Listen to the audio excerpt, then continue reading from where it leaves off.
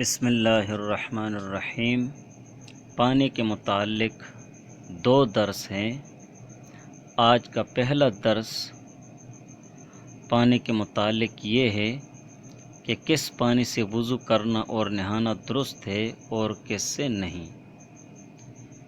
پہلا مسئلہ یہ ہے کہ آسمان سے برستے ہوئے پانی، ندی، نالے، چشمے، کنویں، تالاب اور دریاؤں کے پانی سے وضو اور غسل کرنا درست ہے، چاہے میٹھا ہو یا کھارا پانی ہو۔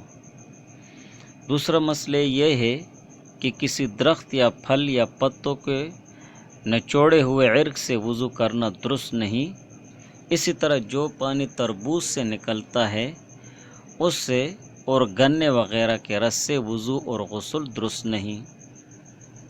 تیسرا مسئلہ، جس پانی میں کوئی چیز مل گئی ہو یا پانی میں کوئی چیز پکائی گئی اور پانی ایسا ہو گیا کہ عام بول چال میں اس کو پانی نہیں کہتے بلکہ اس کا کچھ اور نام ہو گیا تو اس سے وضو اور غسل جائز نہیں، جیسے شربت، شیرہ، شوربہ، سرکہ، گلاب اور عرق گاو زبان وغیرہ۔ چوتھا مسئلہ یہ ہے کہ جس پانی سے وضو اور غسل کیا گیا ہو اس سے بھی وضو اور غسل درست نہیں، اور ایسے پانی کو مستعمل پانی کہتے ہیں، یعنی استعمال شدہ پانی ہے۔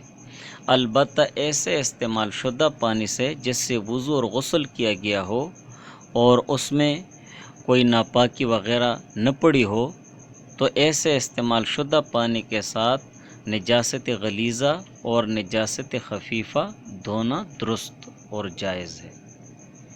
پانچواں مسئلہ یہ ہے کہ جس پانی میں کوئی پاک چیز پڑ گئی اور پانی کے رنگ یا مزہ یا بو میں کوئی فرق آ گیا لیکن وہ چیز پانی میں پکائی نہیں گئی، نہ پانی کے پتلے ہونے میں کچھ فرق آیا، جیسے کہ بہتے ہوئے پانی میں کچھ ریت ملی ہوتی ہے یا پانی میں زعفران پڑ گیا اور اس کا بہت ہلکا سا رنگ آ گیا یا صابن پڑ گیا تو وضو اور غسل درست ہے۔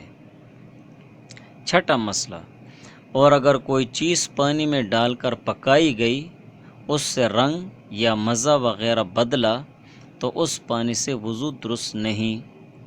البتہ اگر ایسی چیز پکائی گئی جس سے میل کچیل خوب صاف ہو جاتا ہے اور اس کے پکانے سے پانی گاڑھا نہ ہوا ہو تو اس سے وضو درست ہے، جیسے مردے کو نہلانے کے لیے بیری کے پتے پانی میں پکاتے ہیں تو اس میں کچھ حرج نہیں، البتہ اگر اتنے زیادہ ڈال دیں کہ پانی گاڑھا ہو جائے تو اس سے وضو اور غسل درست نہیں۔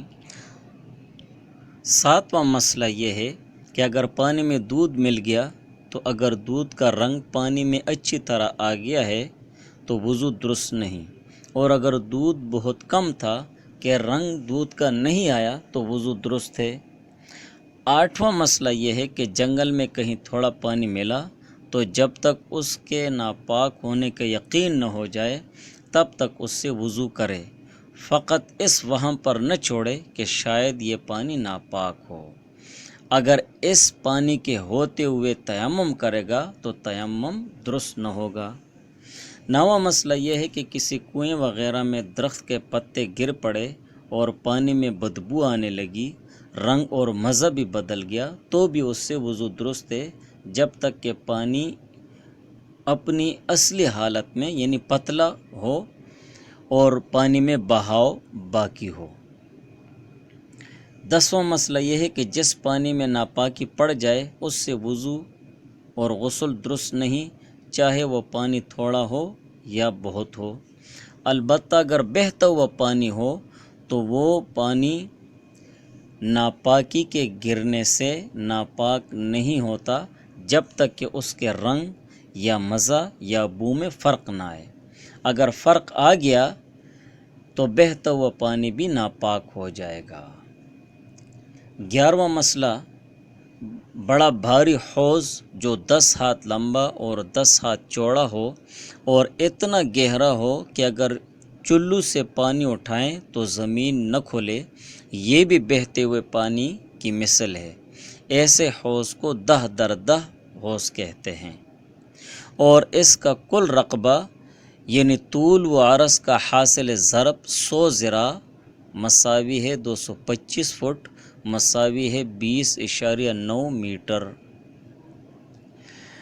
اگر ایسے تالاب میں اور ایسے بہتے ہوئے پانی میں اور ایسے بڑے حوض میں کوئی ناپاکی گر جائے اور ایسی ناپاکی ہو جو گرنے کے بعد دکھائی نہیں دیتی، جیسے پیشاب، خون، شراب وغیرہ، تو چاروں طرف سے وضو کرنا درست ہے۔ یعنی ایسے وہ حوض کے چاروں طرف سے وضو کرنا درست ہے، جدھر سے چاہے وضو کرے۔ اور اگر ایسی ناپاکی پڑ جائے جو دکھلائی دیتی ہے تو جدھر وہ ناپاکی پڑی ہو اس طرف سے وضو نہ کرے، اس کے سوا جس طرف چاہے کر لے۔ البتہ اگر اتنے بڑے حوض میں اتنی ناپاکی پڑ جائے کہ پانی کا رنگ یا مزہ بدل جائے یا بدبو آنے لگے تو پانی ناپاک سمجھا جائے گا اور اس سے پھر وضو اور غسل درست نہ ہوگا۔